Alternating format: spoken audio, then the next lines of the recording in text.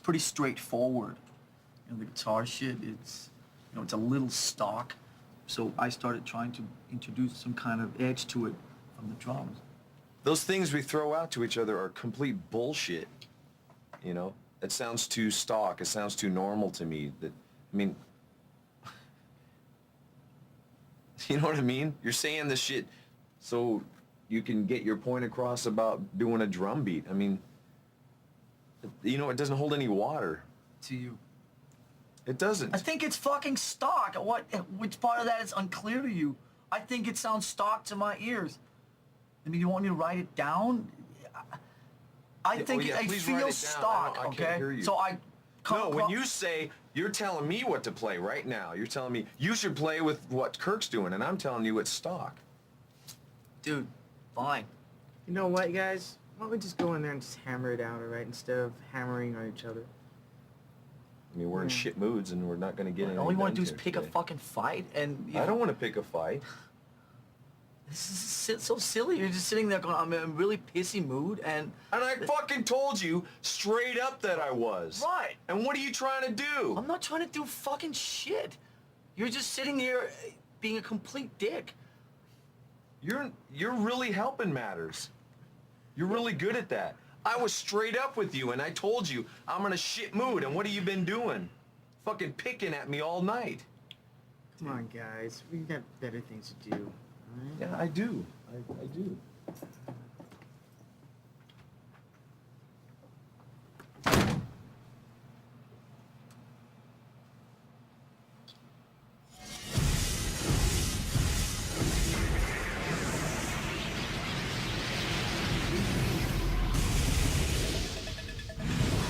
Metallica frontman James Hetfield has entered a rehabilitation facility to undergo treatment for alcoholism and other undisclosed addictions. In a statement posted on Metallica's official website, the band writes, James has entered an undisclosed facility and he will continue to receive treatment until further notice. Until then, we have postponed all current activities, including recording sessions for our new album. Metallica, whose hard partying ways earned them the nickname Alcoholica, have been working on their follow-up to the 1998 double disc collection of covers.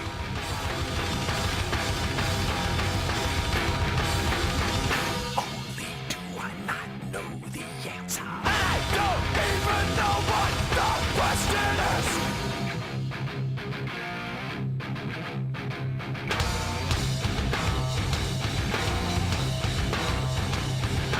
God, it feels like it only rains on me. God, it feels. I think it's easy to see that in those days, Metallica brought a kind of physicality to rock and roll. Let's say the Beatles, the Rolling Stones, you know, and all of that inspired some of the British rock music that then developed after that. And let's say the metal music and Led Zeppelin and Black Sabbath and all of that. And then out of that again, then let's say then came Lars and all of that and being. So I think that they have certainly a place in all of that. I think Lars had a very good vision at the time of where he saw that particular, you know, the metal music going, because he could see it with European ears and eyes maybe. You know, Yeah, don't you exactly. feel that it's great for you to have your father's perspective on who you are and what you're doing? I think that's incredible. And it's, you know, talk about the lineage, which we did. We talked a little bit about your grandpa. I mean, it's very difficult to admit it, especially with him standing next to me. It's easier to talk about when he's not in my presence. But, of course it is. What would you say in private To who? to anybody without him here? Say it. I mean, what would it be? Well, I've already said it to you countless times. Well, have you said it to him? What is it that you brought it up? I didn't bring it up. What is it you feel you've said that you're not saying now?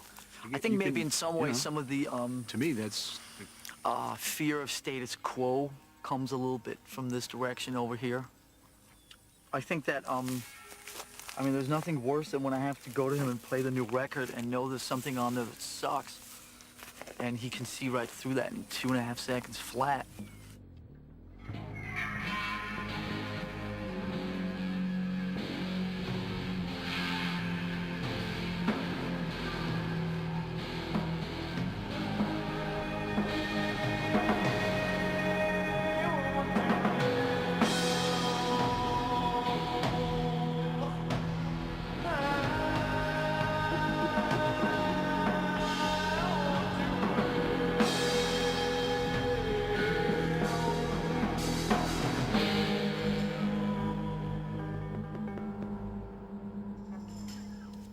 Comments on that one? I would say, you know, if you said, if you were our advisor, what would you say? Then I would say, delete that. You know? I mean, I don't know for you guys. For me, it doesn't cut it, you know. But Interesting. I mean, it's interesting, you know, now. yeah. I mean, other than the people involved here, Yeah. the only other people who've heard any of this music is Cliff Bernstein. Yeah. And Cliff Bernstein heard that, he thought that should open the record. Yeah. I mean, that could well be. But I'm pretty sure that I really don't think so. You know. I really don't think so. Right. For me, that doesn't sound right or something, you know. Unless I'm a guy that's kind of shouting in some kind of echo chamber. I think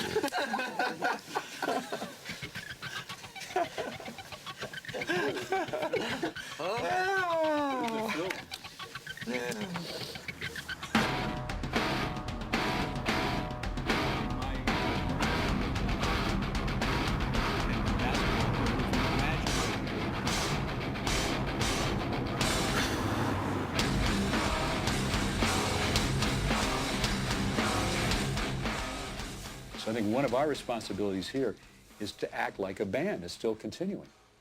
We're going on. We're doing our exploration. We're exploring ourselves individually. We're exploring our relationships. And we really need to get together, talk about this, act like the band exists because it does exist. And if we don't do that, then we are the co-producers of the process slipping off the planet. It was a bit of a shit sandwich, though. What is it? The unraveling of a band? And then there were two?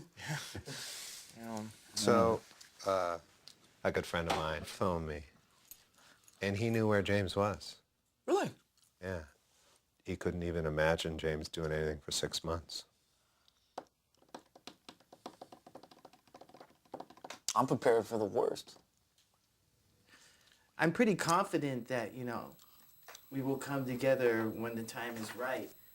But knowing when that time will come, or not knowing when that time will come, is very, very uncomfortable. I hope that at some point he will come back and try and finish the making of this record. If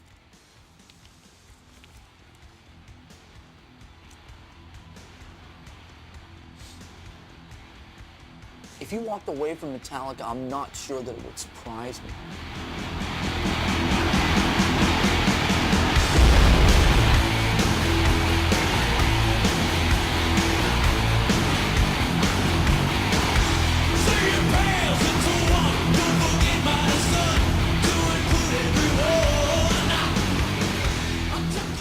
I've always felt that James was a softer, more caring, compassionate person than he allowed himself to be to most people.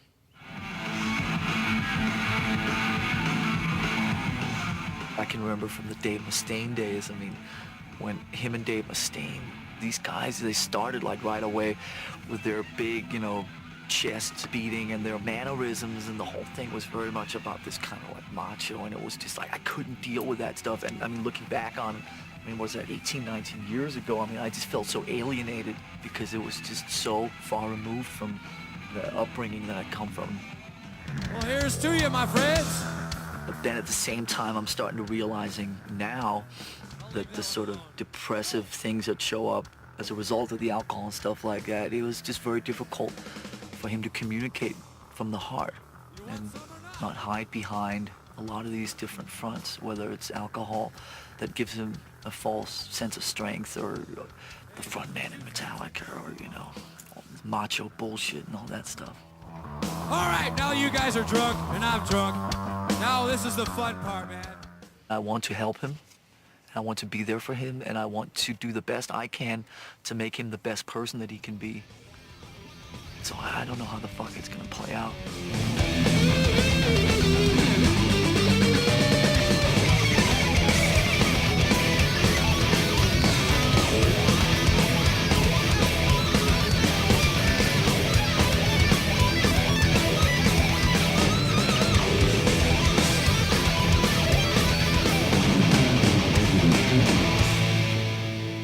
It's really healthy for me to be here without any pressure or anything related to the band or anyone who would remind me of the band,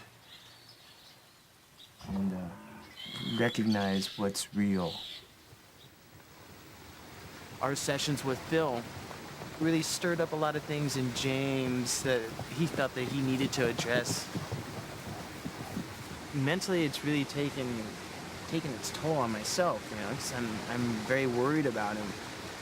And, you know, whenever you check yourself into rehab, they don't focus on, you know, the fact that you're an alcoholic. They go much deeper, you know. I mean, they go way deep. They crack you open and spill you out and examine all the things that are on the table. I've spoken to him a few times, and, you know, I know he's having a rough trip. No matter how bad it gets, eventually things seem to sort themselves out, sooner or later. Whether it's good or bad, they sort themselves out. I watched people around the world say what a great guitar player Kirk is, and what a piece of shit I am, and that I got kicked out of Metallica, and that I wasn't good enough for them, and that I was a loser, and I've had to deal with that for almost 20 years. And it's a dreadful experience. It's been hard, Lars. It's been hard to watch everything that you guys do and you touch turn to gold, and everything I do fucking backfire.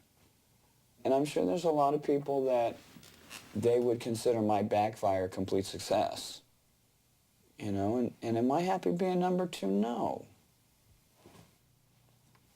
You know, you're just now encountering something I've been going through 13, 14 years. And I've never had a chance to be able to tell you without talking to Lars, the guy in Metallica. I've never talked to my little Danish friend again. You know? I remember the day you and I talked about digging a hole in fucking dirt and smoking hash through the ground. That to me is the stuff that's like, you know? And we've never had very many moments like that. Do I feel some guilt? Yes, I do. But at the same time, it's difficult for me to comprehend that the only thing that you feel when you look back on the last 20 years is rooted in the Metallica thing. Okay. Have you ever thought what I've been through? I think I've had an awareness of the pain I caused you. That's not what I said. Okay. Do you have any idea Of what I put you through? No. What I went through. I mean, people hate me because of you. You know, I walk down the street and I hear some piece of shit say, Metallica at me, and they do that to taunt me. I mean, when I would hear Metallica on the radio, I would be like, God, I have to turn this off because I just keep thinking, I fucked up.